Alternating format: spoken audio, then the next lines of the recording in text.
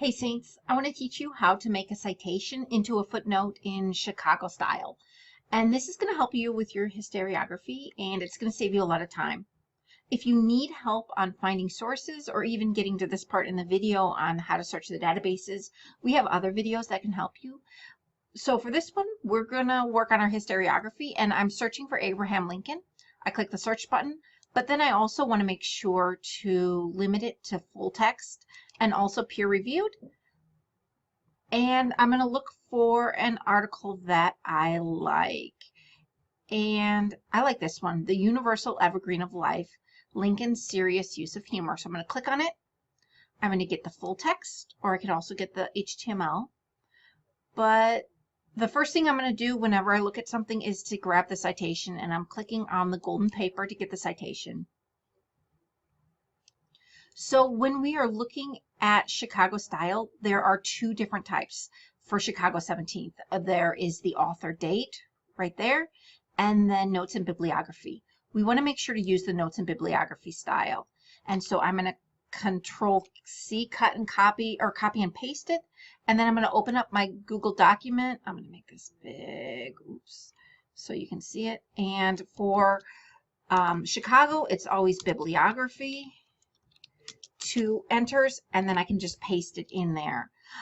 So this is in the correct format. We have a hanging indent, it's single spaced, everything looks good, but that's not how I can use it in a footnote. So when I'm writing my paper, I want to use footnotes. So our bibliography is our last page, and so I'm writing my paper. I gotta go over to, this should be justified. Okay, there we go. So I'm writing my paper, and I want to use a quote. Let me find a quote from here. Let's see. I like this quote right here. I'm going to quote the author Sands here, and I paste it in there. I'm going to put quotation marks around it. And now I'm inserting my footnote. So in Google Docs, it's Insert Footnote. And we can also use this Control Alt and F to automatically insert one. The number goes there and here. And so what I'm going to do is copy my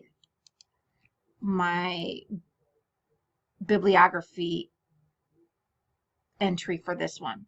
I have to change it a little. So when I'm doing a footnote in Chicago, the first name of the author goes first. So it changed from Sands, Eric C. to Eric C. Sands. And that period gets changed into a comma.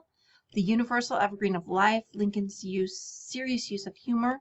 This period gets changed into a comma.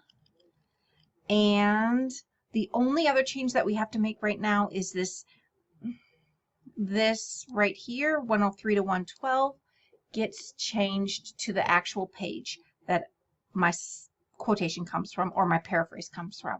So I'm going to change it to 104.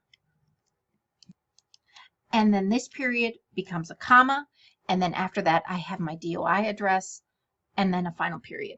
So now it's in the right format. Now suppose I want to write some more on my paper, and then I'm going to make another paraphrase of the same Sands article that I just mentioned. I'm going to insert another footnote, and this time we're going to do a shortened footnote because I've already done it once in my paper. I can do it a shortened version the second time. And so for that, I do Sands, the author's last name, comma, the first couple of words of the title. So I'm going to do the Universal Evergreen of Life, oops, comma, and then the page number. So if I got it from page 110, it's 110. If it's a range, 110 through 112, whatever your page number is, and then a final period. So footnote number 1 is the first time, and any time after that, I'm going to use the shortened version, which looks like footnote number 2. If you have any questions about this, make sure to ask your instructor or stop by the SCCC library, and we'll be happy to help.